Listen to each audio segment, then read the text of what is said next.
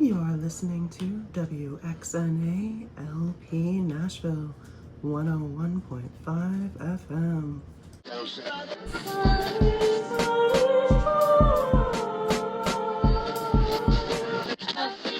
We're always having a yard sale, but it was just our dignity, you know? We chanted the mother song. We held our breath. Inhale. Exhale.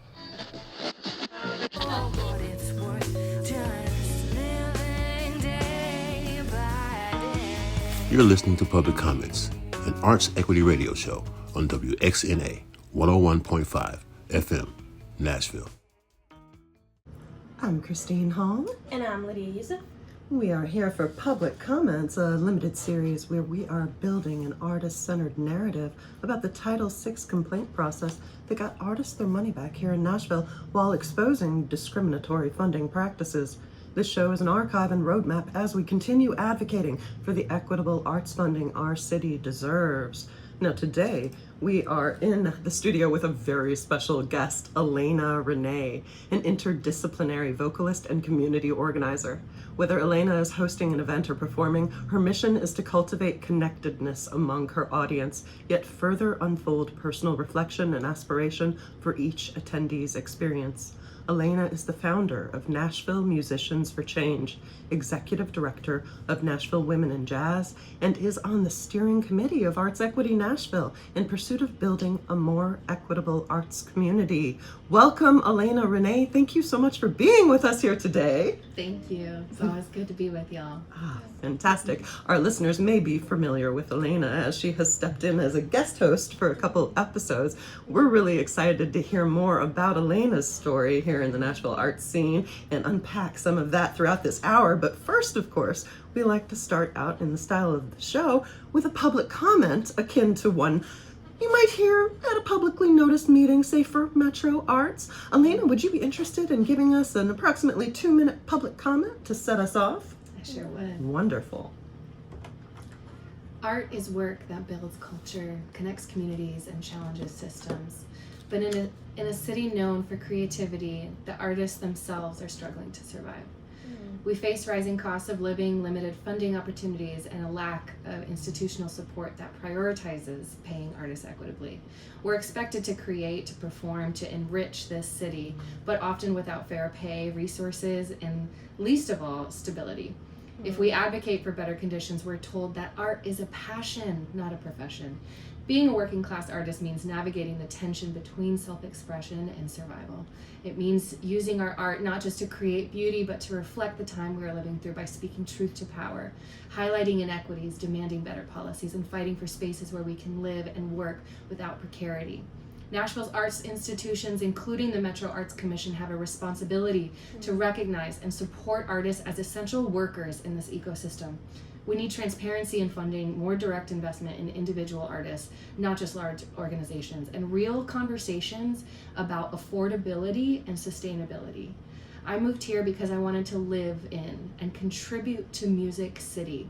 I love its creative and diverse spirit, but love is not enough to keep artists and musicians here, and we all have a responsibility in shaping the future of Nashville's arts community. The bottom line is that Metro Arts should be the ones holding the line for artists. They should be setting the precedent for fair pay that allows artists to afford to live in Nashville. This funding isn't about handing out charity. It's about recognizing that artists deserve to be able to work and thrive in the city that benefits from their creativity. Adding more barriers for artists to get the only Metro funding available for artists and community art projects just pushes us back. It keeps artists in survival mode instead of letting them build something sustainable. The struggle of the artist is nothing new. The struggle of the South is nothing new. But we will develop the next generation of leaders and the artists creating the art that will tell the story of this time. The question is, are you going to keep fighting for a city where artists are moving out? Or are we going to let the gatekeepers push us out? Or are we going to make changes to provide opportunity for artists to really thrive? Oh, thank you, Alayna Renae. Whew. so many solid points to discuss. But before we get into that, I want to ask you if you can relate what your history with Metro Arts is, because I know it's a very long one. Yeah, it is. So I did move to Nashville in 2014. I packed up my car with what I could, and I took a little road trip from Florida up here, moved in with a friend, and shared very small living spaces for a while, trying to figure it out. Had to get a job, obviously, and figure out how to support myself, and had an interesting awakening coming from being a college student, making music with my friends all the time, to coming to Nashville, to Music City, and working with professional musicians. I was navigating the music scene, trying to get folks to create with me, and there was always the question of how much does it pay? How much does it pay? And so I learned early on the benefit and the importance of making sure musicians are paid equitably for their time, not even just their expertise, but their time, because every moment that we are creating together is a moment that we are not at a gas station working, at the coffee shop working, at a job that our talents are not being utilized for. So that was an awakening that I had as soon as I moved to Nashville, and I was lucky to find great jobs that were able to pay my rent, pay for food, and also to help me pursue music, because I was supporting myself. So I was paying out of pocket for every show that I did. The first probably 2 years, maybe more, I paid out of pocket every single show I did, and it would cost me at least $300, because I wanted to pay as equitably as I could. Moving forward from there, we had more establishments opening for jazz. Nashville is not just country music. There are incredible communities of hip hop, R&B, soul, obviously jazz I'm gonna be talking a lot about. And so through that time, we saw a big shift in Nashville, prioritizing paying for jazz music in about like 2016, 2017, 2018. So I was finally at a pivotal point where I could actually take a little bit of money home from my gigs. What a concept. And but it takes a lot of people a long time to get to that point, which as to say how important grants could be to subsidize those shows so that the main artist can actually take home money at the end of the night and pay their musicians equitably. And the administrator artist. Yes. A musician holds so many roles, so many different roles, and I feel like we can get into that later as well. But so moving on in my lifetime in Nashville, I started Nashville Women in Jazz in 2017 after experiencing so many of the things that women in marginalized communities do in male-dominated industries.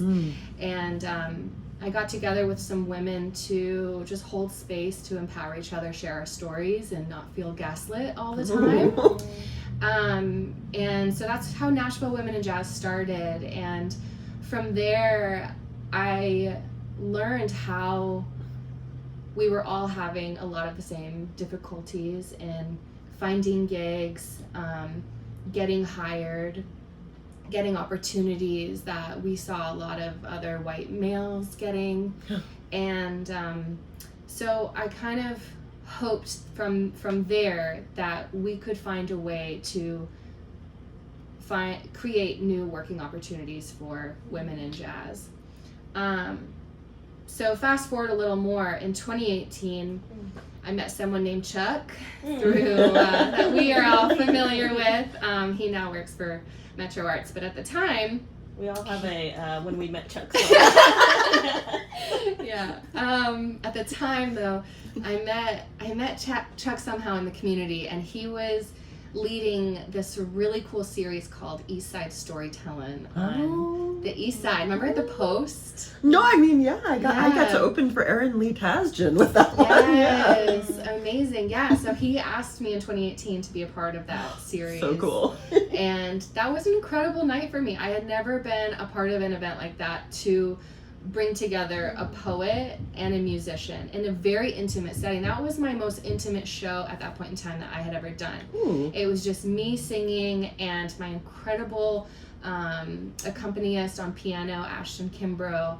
And before that, I really had only played full band shows.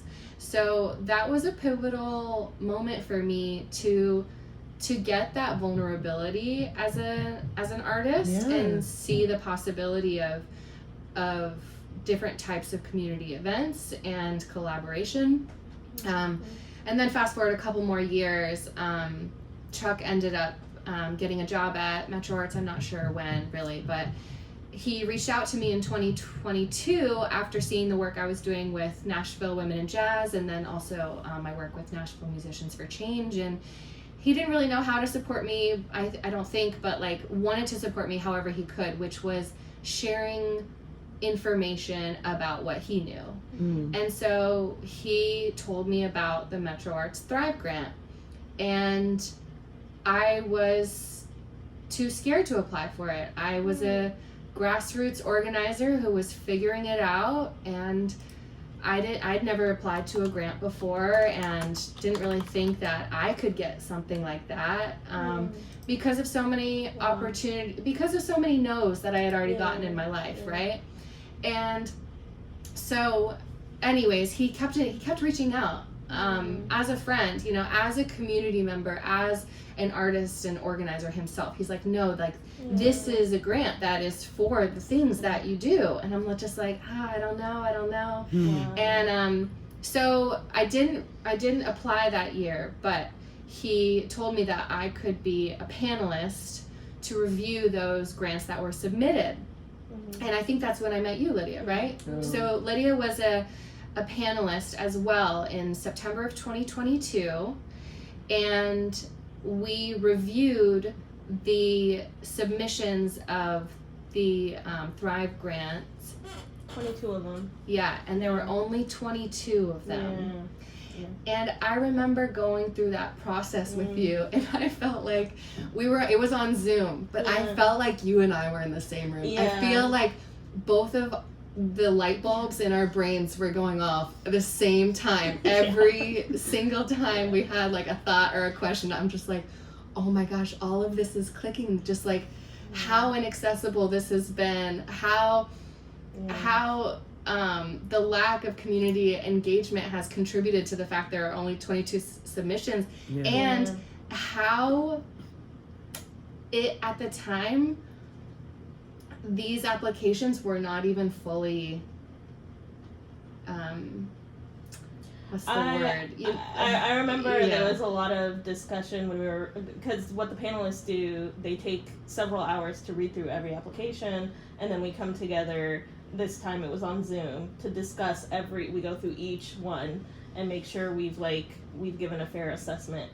And I remember a lot of our questions that we were bringing to the group was around like, this application is not asking the right questions to really see what this project is, or like, you know, they're defining what a community is in like a very like non-equitable sense, so that you had a lot of like white artists coming into black neighborhoods or saying, you know, this is like, I'm gonna teach black people music, which is like what people imagine to be community driven art. And so it was just like it was kind of like, this application needs to be reworked, this needs to be accessible. I didn't know that you knew about Thrive before coming on the panel, because you would have been like a perfect application, like with your work. And I just didn't believe in myself. I really did need that engagement from from Chuck as a Metro Arts employee to push that encouragement and saying like, no, I see you, I see what you're doing, Right. and this is for you. Right. So let me make this as accessible for you as possible. So after going through that, that panel with you, the following spring in May of 2023, we were selected as the fiscal year 2025 grant editors. 24? So it was going to be for the 2024 application. Right. So we were editing the But we were in two different groups at that point. Yes. Yes. Yes. Yeah. And so during that time, we were editing how the grant was distributed and how people could respond to it, whether it be with a video submission or they were the way the questions were written out, and we were trying to make it as equitable as possible, and we were making those edits with an anti-racist lens. Mm-hmm. And they were thorough meetings amongst, I think in my group there had to have been 12 maybe or 14 community members that were chosen to be a part of this this grants editing panel. And so that took place in July of 2023. And then on yeah, go ahead. Yeah, no, I'm just trying to place the timeline with the Right. grants editing Yeah. panel that I sat on. Yeah, were we in the same one? No, we weren't. I was with Yeah. Lydia, though. We were That's November interesting. 2022. Yeah.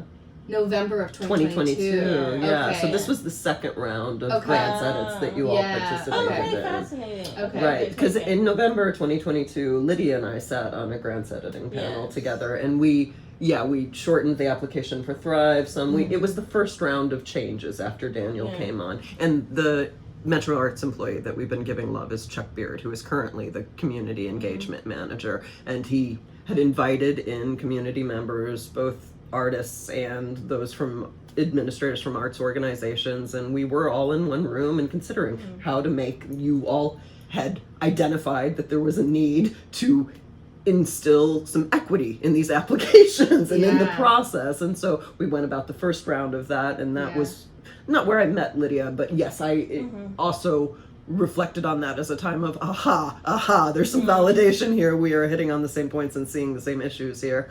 And then, so yes, it continued. Yeah, so we're in July of 2023, and we, at this point in time, we had gone through maybe 3 of the 4 or 5 meetings of our grant editing panel. We held these meetings in Metro Arts, one of the meeting rooms there, and on our lunch break of one of our meetings, there was a commission meeting that was scheduled. So we sat in on the commission meeting, eating our lunch, and this was when they were provided the list of options of how funding could be distributed more equitably, and it was chaos. And I think that may have been my I didn't know you attended the July meeting. yeah. Oh, Because right, that's big. it just happened to be on the day that we had the grant editing panel. Yeah, there's only an audio recording of that meeting. It was And fun. I don't even know, are there still notes of that meeting? The July 2023 when they voted to fund? There's an I'm gonna go ahead and agenda. bring it up now. Yeah, I'm not spicy. sure. Okay. Yeah. So that was July 2023. It's like and such it- a rare moment. I would have it on like a plaque and be like, I attended non-recorded meeting. Yeah. And I just remember hearing commissioners asking the dumbest questions. Just like they had no idea what was going on at all. They couldn't fathom the amount of money that could be allocated in various ways. Like why are you on this commission if you don't know how to Google. Yeah. Or ask the director for like some assistance. Like I also get like sometimes it's really hard to see all those numbers and see the spreadsheets. Sure. And maybe you're not good with numbers because you're a lawyer or something. I don't know. You do something where you write a lot. But at one point, like you've been given this responsibility. You have to ask the right questions. I think even this week during a commission meeting, a commissioner was like, well, I don't know what's been happening. And then another commissioner was like, oh, there are funders who do things equitably. Where are they at? They were at these meetings. They were there in July and August. But people are not reviewing the material. They're not speaking to artists. They're not, like, even reading through the minute notes. Like, we're not asking you, Right. Maybe you don't like talking to human beings. Maybe you want to sit on a computer and read through the notes for the past 2 years of commission meetings. Ideally, if there's been, like, threat of a lawsuit. Which, listeners, there is a copy of the minutes from this July 20th, 23 meeting that we're discussing on Metro Arts. You can go to nashville.gov, and there are minutes of meetings posted. The issue with these meetings, though, is it took a long time for these minutes to be posted, and there were multiple issues with the veracity of them in the process. Right. And they were based off a recording that wasn't really, that was splotchy. So. Well, and the recording wasn't even available at first. It wasn't that through the Title VI process that the recording came out. Yeah. Yep. So it was very interesting. There was a lot of haziness around this time where they voted first for equity and then against it. And listeners, if you are just now tuning in, this is WXNA LP Nashville 101.5 FM. The show is Public Comments, where we advocate for equitable arts funding in Nashville. I'm Christine Hall. And I'm Lydia Yusuf. And we are here today in the studio with our guest, Alayna Renae. Thank you, Alayna. Yeah. Actually, there's an error. Erica Burnett is listed as staff, and she's a consultant. Still errors in these minutes. Anyways. So we're looking at the agenda from July 2023. Yeah, these are the minutes. We've got the Yeah. agenda too, but yeah, that's there's still issues with them. It's true. So You know what So- there's not issues with is the MHRC report on the Title VI complaints. So the grants editing panel sat through this meeting on our lunch break and then continued with our grants editing panel. And I think some people left.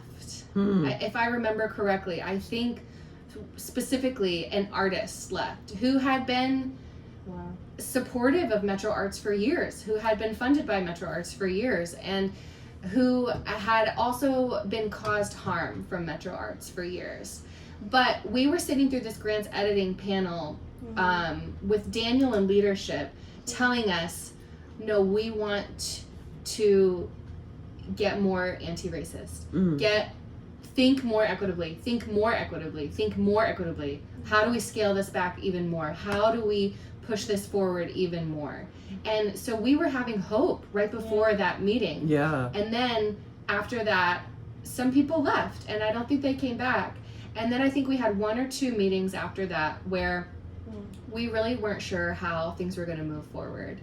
And but we submitted what we did, and I remember feeling really proud of the work that we did and feeling really encouraged by how leadership of Metro Arts was pushing forward an agenda of equity and anti-racism in their practices and how they were going to show up for the community. And then Chuck reached out again to me in August maybe, and asked me to perform at the August 17th commission meeting. And I thought about what I was going to perform because as a jazz singer, I did play guitar before I moved to Nashville, but then I stopped playing because there are so many more incredible guitar players than me. So I like to sing on stage and let other incredible talents accompany me. So as a solo performer going to this meeting, I wasn't sure how I was going to really showcase what I do. And I thought about the fact that I had 2 EPs that I have recorded but haven't fully produced because of funding. And it costs a lot of money. It costs a lot of money to create music and to create art and to get it where you want to be in order to provide to the world and leave your mark. And so there was a song I wrote for an EP that I recorded in 2017 called Step Back. And I'm going to read you some of the lyrics to that song that I decided to choose to sing for this meeting. Feeling very, very confused about what was going to happen, and feeling hopeful, and yet feeling dismissed by the commission. Do the same questions earn the same answers? Well, where I'm from ain't the thing that made me who I am today. I'm here from many different times, many different minds, and conclusions I made along the way. It's the journey, not the destination. Growth is learning how to be okay. I can't keep taking myself for granted and giving myself away, because I'm the only one here at the end of every day. And that's the first verse. And I felt really empowered singing this in front of the commission as they were about to vote, to make the final vote on how they were going to pay artists moving forward. It was a breathtaking performance. I remember that. That was really, I mean, I had seen you at the mayoral forum, and I have a photo of you that's very cute talking with Lydia, but that performance, you made a real impression on me. And yeah, that was a tenuous moment for sure. Thank you. And I remember speaking before I performed, letting people know, like, I have a speaker here that's going to accompany me with the recording that I paid for in the studio, that I didn't have any more money to keep going with this project. That's why it's so important for us to have opportunities for direct artist funding, so that we can complete the projects that maybe we even self-funded at first, but we still need that extra help to get us all the way there, to make sure this art can be as beautiful as it can be. Exactly, and you're employing members of the community in this, and it builds community. It's important work, and you were there speaking to that. Many other artists were there speaking to that, just as they had been the month before. Yeah, so I remember singing that song, and then it was time for the vote. And that's when we heard all of these commission members get up with their script. And all of these scripts sounded exactly the same. And I remember looking around, kind of like, what's going on here?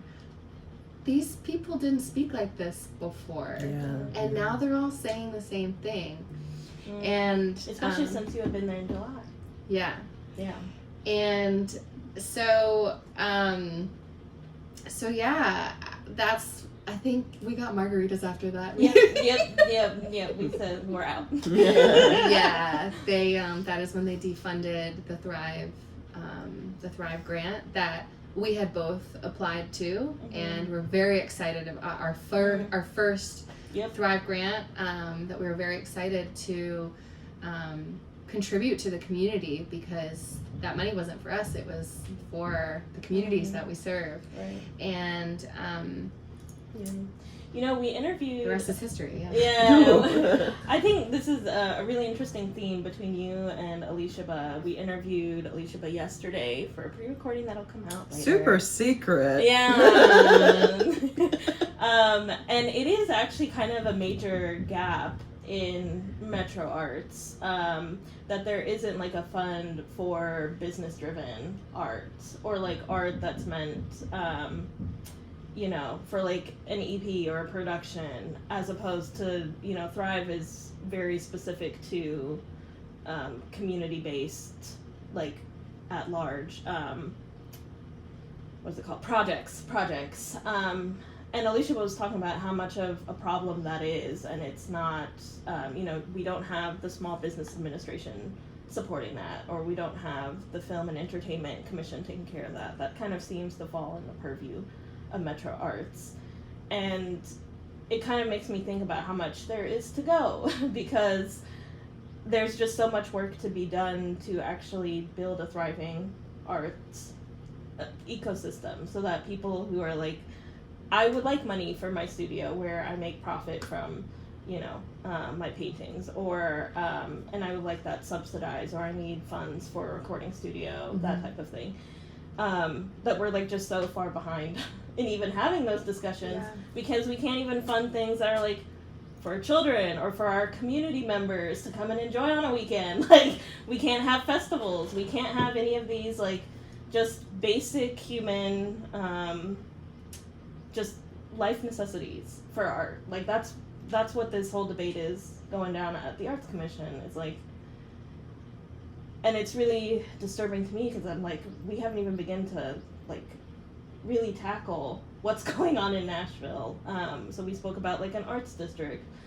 Like, there are so many artists, 15,000 artists is what Dan Singh quoted to us, that are like working in the city that should be, housing subsidies, studio subsidies, like all this work that can be done that's just not tapped into, because we're still stuck on this like, do people deserve art in their communities? Debate, That's my little rant to connect to you and Alicia's combo, because I feel like there's a lot of work that both of you all do. And what's great is that you all do a lot for the community, and then you're also working artists. And the reality of that is just something that, we haven't even begun to discuss, Yeah, no, the intersectionality is real. Yeah. Very, very real. And on the issue of that, subsidized housing for artists. Oh yeah. One of the many jobs that I've held in Nashville, I was working for an affordable housing organization. And I was specifically working in a complex of theirs that was grant funded to be artist subsidized housing. They could not tell you at this point in time how many artists live in that housing. Yeah. I mean, I can tell you how many artists have been denied. Right. And not only that, it's not subsidized at this point in time. It is at market rate. Wow. Whoa. Yeah. So, and that was our tax dollars that built that. Correct. Yeah. We love that. And artists, by and large, didn't even know about it, right? And just like we have 15,000 artists here, and so maybe 1% of them ever even apply for funding. It's an issue. And then people, oh, goodness gracious. We need the community engagement. We need the outreach. We need people to know. But we also need to not act like there isn't need, or like this is coming out of nowhere. You talk about the chaos in July when they saw for the first time what equitable funding would look like, what that would mean in practice, and they just erupt into disbelief, or well, we certainly can't, and they call for increments when the need has been so great for so long. It wasn't just in the grants panels that you sat on or the editing panels that we all sat on. It's been like that for years. It's been like that since the inception of Metro Arts, and yet they will put it in their name, they will put it in their mission, they'll put it in the purpose, but to actually act on it, that's a bridge too far for whatever reason. They act like it comes out of nowhere, this demand for equity, this demand to fund the community. And they act like it's hard too. That's, I think, because that's why Daniel was punished, because he made it look, he did it so easily. Yes. Well, he actually did it. Didn't just talk about it or make it look like he was doing something. He actually did something. Right. And he also actually brought in community members who had never been reached before also. Right. And that's, if we're trying to foster an exclusive atmosphere, why would we be inclusive? Oh, no. On housing too, there's like a lot of issues that artists face in the city, even within the arts ecosystem. Can you speak a little bit more to maybe the hierarchies within the art ecosystem, the power dynamics, the control that we're seeing? As soon as I moved to Nashville, my dad was like, you should get an agent. Go get an agent. And I knew, based on what I quickly learned about the music community here, is everyone is independent. Pretty much everybody's independent. And those who are part of the Musicians Union have likely been a part of it for 50 years, and they're the ones who are getting most of the jobs. And it doesn't look like me. It doesn't look like my friends. It's an old white man's club. And getting an agent in Nashville is completely different than getting an agent in Orlando, where my dad was a professional musician for 70 years. Right. Working for Disney, he was a part of the Musicians Union down there that supported him through and through and through, over and over and over again. And his agent got him gigs and provided, the sustainability of his artistry and career and my livelihood. And that's just not what happens here in Nashville. This is a city for independent musicians and independent artists. And those who are a part of institutions and those who are a part of the Musicians Union, there's usually an in there.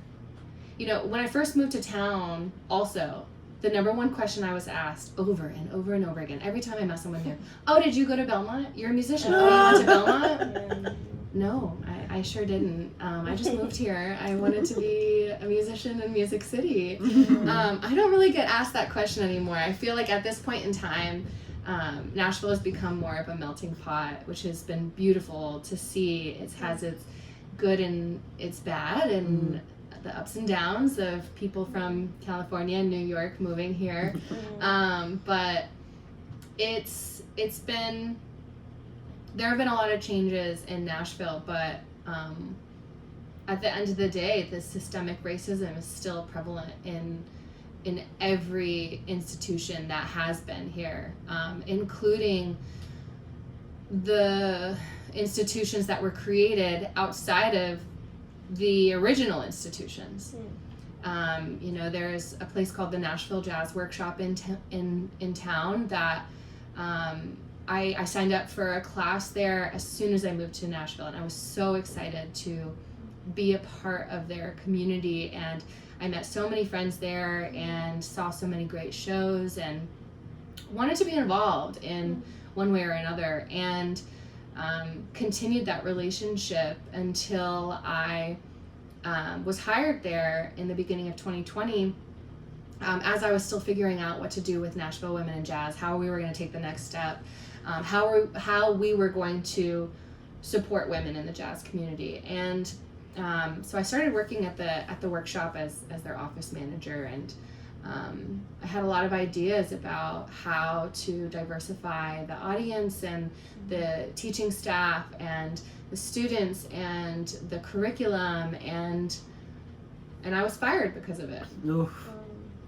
And this was days before the pandemic. Oh. And this was also at a time where Nashville Women in Jazz was thinking about partnering with them to have a home for the work that we wanted to do, and the community that we wanted to build, and the precedent that we wanted to help set in the jazz community of how we could build a more equitable jazz scene. Yeah. And so that blew up in my face. You wanted to actually do the thing, make the change, and whoop, out of here. Yeah, and like the way they built the Nashville Jazz Workshop was beautiful. They were educators at Belmont, and I think they were met with institutional barriers that they wanted to push through, and so they went and they started their own thing, and that was beautiful. But jazz is an evolution, and music is an evolution, and should be a revolution, and the way that we provide those things and provide a home for community should always be open for new collaboration and new opportunities and new ideas. And so it was really defeating at that time to feel pushed back on, and that was the home for jazz for a long time. And knowing how I was treated there and how a lot of my friends were treated there for years, it stifled the jazz community. It stifled equity in the art scene, and they have been seen as the only home for jazz by Metro Arts and by other funders. So people asking me like, why don't you just partner with this person? Why don't you bring your ideas there? It's like, why can't I have my own ideas? Why can't I do this how I want to do this? Right. Why can't I've already been told no, like if people are set in their ways, like how do we collaborate to create real change? Yeah, the novel concept of a novel concept. Listeners, if you're just tuning in, this is WXNA LP Nashville 101.5 FM. Our show is Public Comments, on the air Saturdays from 1 to 2 p.m. Central, discussing how we can secure equitable funding for the arts here in Nashville. I'm Christine Hall. And I'm Lydia Youssef. We're here in the studio today with our guest, Alayna Renae, an interdisciplinary vocalist and community organizer. Thank you, Alayna. I actually, this is kind of the first time I've heard of, Nashville artists being like independent without an agent. What do you think that says about our city? Or do you think there's an implication there? Or like the culture here? I'm not sure if it really reflects our city. I think it reflects the 2020s for sure. I mean, an artist and a musician, you have to be accounts payable, you have to be an events manager, you have to be a booking agent, you have to wear all these hats, right? You have to be marketing, you have to be a creator, you have to do all these things. Not according to the commission, though. Right. You all need to go to the Center for Nonprofit Management and get training. Yeah, and like, I think a lot of musicians look for help from other musicians, and same with artists, and that's why it's so important to support community-based programming, because we don't need a degree to be an artist. Yeah. We don't need to go to a big institution to learn the things that we now do need to know, with social media being as what it is now. It's I have so many words for social media. The bane of my existence. But you're doing all the things. You're doing all the things, and it I think we rely heavily on the community to support our artistry, because we aren't getting the support we need from government, that's for sure. Yeah, which leads you to ask, where is that money going? Yeah. That $3.2 billion budget. And it's not going to housing, it's not going to artists, it's not going to the schools. We're like underfunded on every front. Our taxes are sky high, and yet the benefit to the communities is measly. And that's the reality of it. Another thing, they act like it's coming from nowhere. Arts Equity Nashville started with the call for 1% of our total budget to go to the arts. That's not a new call. It's a call that the community has been lifting up for years. And I even this year during the pre-budget public comment period, I went to Metro Council and repeated that. This is an arts town. We are not reinvesting in our roots. We have seen from studies that more than 25% of artists plan on moving out of Nashville because they are priced out of the market. And that's a terrible loss, because quality of life is so intrinsically linked to the arts. And 1% to reinvest in the thing that built our name, built our reputation, that makes quality of life what it is, that's not too much to ask, especially when it's the community whose tax dollars it is asking for it. And yet, I get an email from Councilmember Berkeley Allen, Councilmember at large, acting as if the 1% ask is just unreasonable. But there are many other cities that invest at least that in the arts, and we have had many artists in here telling us about how when they travel to those cities, the environment is so different and welcoming. Just like how at Metro Arts, when there was leadership who was engaged in engaging the community, we felt welcomed. We feel the difference now. There is a difference in the intention in government, whether they see themselves as public servants or not. They're keeping us in a scarcity mindset. Yeah. Artists, and some artists don't want to help other artists because they are trying to survive themselves. Organizations don't want to help other organizations, or organizations don't want to help artists because they are also struggling to survive. We are all in a scarcity mindset because of the lack of funding, because of the lack of support. And the gatekeeping is so real in Nashville. I've experienced it time and time and time again. When all of these, just speaking for the jazz world, all of these jazz organizations should be working together in one way or another. We should have an incredibly diverse and beautiful and recognized jazz festival. Yes.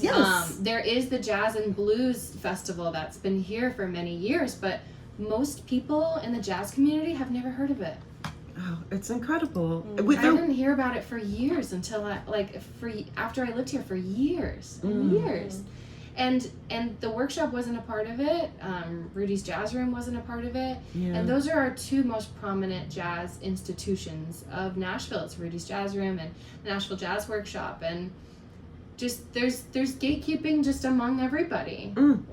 We've got to get to work realizing that interconnectivity. Yeah. It is the reality, and yet there's this disjointedness. So many artists come to me talking about the lack of community here. We know that there are pockets of it. We know that we are a community, but the realizing that in practice, it's been stunted. I mean, for instance, that 1%.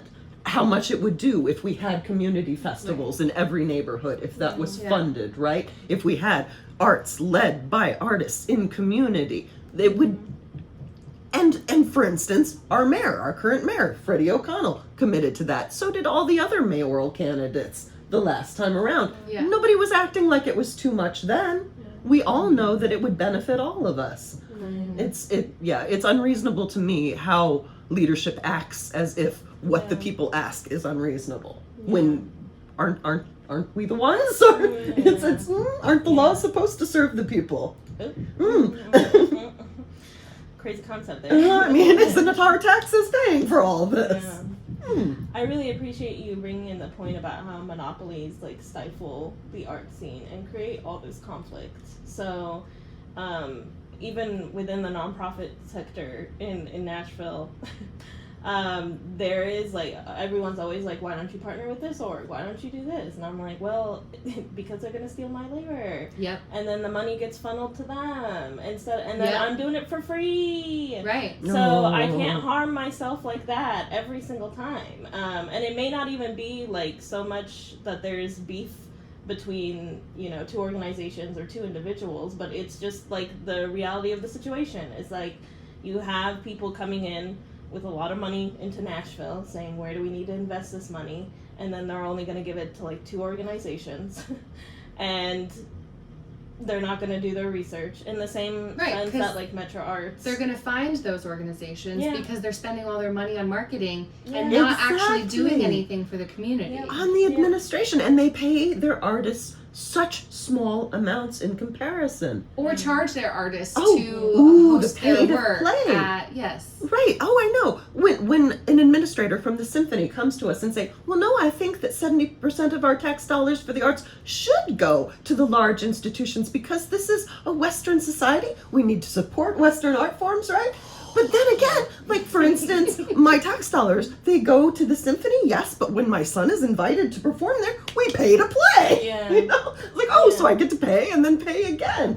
When we know that these small groups working in community are reaching directly, are uplifting, are platforming, and are building community, and that's building success for everyone. And you only have to, based on that point, you only have to watch a commission meeting to see how much commissioners will talk about regulating general operating versus Thrive. Oh, the regulating. Oh, oh my goodness, There's right? so many rules for Because Thrive. Yeah. operating grants can be used to pay salaries, which of course the employees are then going to go spend at Kroger. But then, of course, as former Commissioner Will Cheek brought up, Thrive artists couldn't possibly be allowed to spend any of that money at Kroger. Say, even if we are providing food for the artists who are working on the project while they're working, that would be out of bounds, right? I mean, yeah. The vested interest in starving artists. Very unfortunate. Taking us back to that meeting where we heard Commissioner Cheek say that, I remember sitting through a commission meeting in 2024, listening to a commissioner say that she had never read the application that artists will have to fill out in order to apply. She can't possibly read all her emails. She gets so many emails. Was that not Commissioner McCoy? Yeah. Yes. Yes, that was absolutely appalling to learn and to just feel so just helpless, honestly. This is the person who's in charge of distributing $3 million. Has not even read the application. But has no problem taking a phone call from one of the arts monopolies and then perhaps, it seems, regurgitating a script that was given. I will go back to what I said before. Metro Arts should be setting a precedent for how artists are treated. And unfortunately, at this point in time, they are. Oh no. They are. I don't perform at a certain venue anymore because the owner of that venue told me that he wished I was less political on stage. Whoa. When our art should be a form of our advocacy. We should be using these stages, using our voices, using our artistry to uplift what the world needs to see and hear and experience. And if Metro Arts is going to hold this standard of continuing to stifle artists, what else is everybody else going to do? Oh my goodness. Well, creativity is what envisions the way forward. So no wonder there has been no progress. If imagination has been stifled, what are we going to be pulling out into the material realm? Just repetition of, for instance, the defunding that we are seeing for fiscal year 25. Yeah. And they want to add a little column for 2027 because they want to plan it out very well. That's what they were talking about this week at the committee. The strategic arc. Our strategic plan is for the next 3 years. As we kind of are at the end, I also want to have time for your MHRC public comment because that was like a huge moment too. Oh, shall we? Is it queued up? Yes. Do we want to end on it though? Would that be like the best? Or do we want to... It's queued up. Just press play. Yeah. We'll listen to it. So this was give it a go. Yeah. Alayna at the Metro Human Relations Commission meeting right after we filed the Title VI complaint.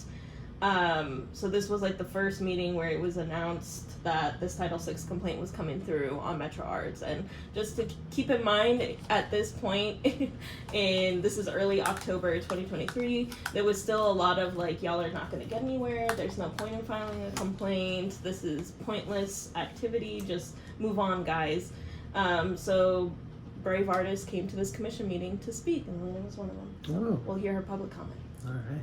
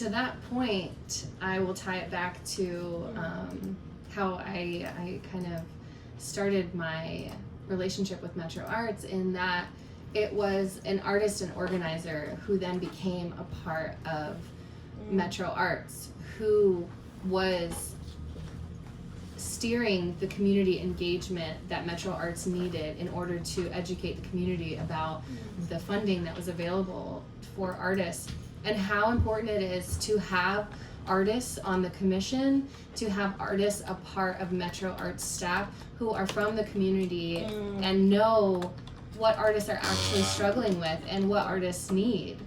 It is absolutely integral, and we don't see that right now. Yeah, we need that community connection. I loved in your public comment today on the show that you said, this is not charity. And I feel like that's such a, we need to stamp that on people's heads. We are skilled laborers. Yeah. Art is work. This is not a handout. Yeah. Thrive artists are not like going to, you're not a philanthropist. You are building an economy. You are building the community. Move on. We don't need to sit here and have discussions about, trainings and stuff. Yeah. In our final minutes of the show, we want to ask you the last question that we always ask our guests. If you were a commissioner for a day, what would be the policy change that you would bring? I would set a policy to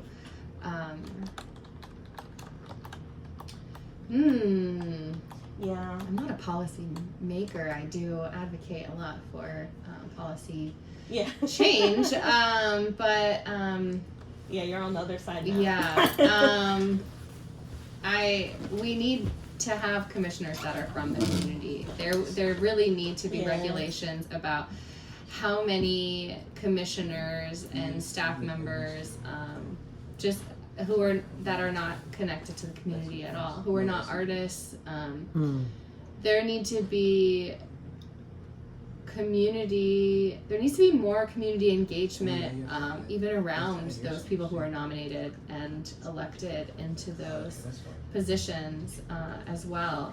Because if they are working for us, then they should probably work with us. Oh.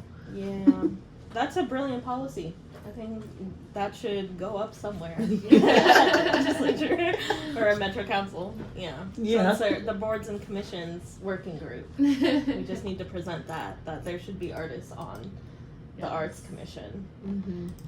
Do you have a thought, maybe in the last minute, about because the issue that comes up is like, well, what if people are getting funded as artists from the Arts Commission? Can they serve? Can they make good decisions as as a commissioner if they're also receiving funds? I do believe that all art is necessary, and there's already going to be regulations in the art application process, so anyone should be able to apply. Yeah, spread that money around. Yeah. Please feed the arts. Alayna Renae, thank you so much for joining us today. Listeners, if you are interested in finding Alayna Renae on Instagram, it's Alayna Renae Music at ALAYNARENAE Music. Also at Nashville Women in Jazz, at Nashville Musicians for Change. If you're interested in learning more about arts equity, we're at Arts Equity Nashville and online artsequitynashville.org. We'll be back next Saturday from 1 to 2 p.m. Central. This is WXNA LP Nashville 101.5 FM. And right now, we will be handing it off to the Teen Power Radio Hour.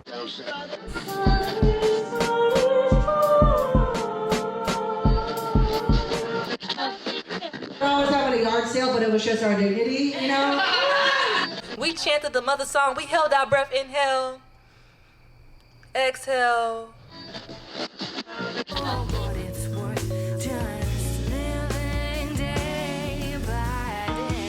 You're listening to Public Comments, an arts equity radio show on WXNA 101.5 FM, Nashville.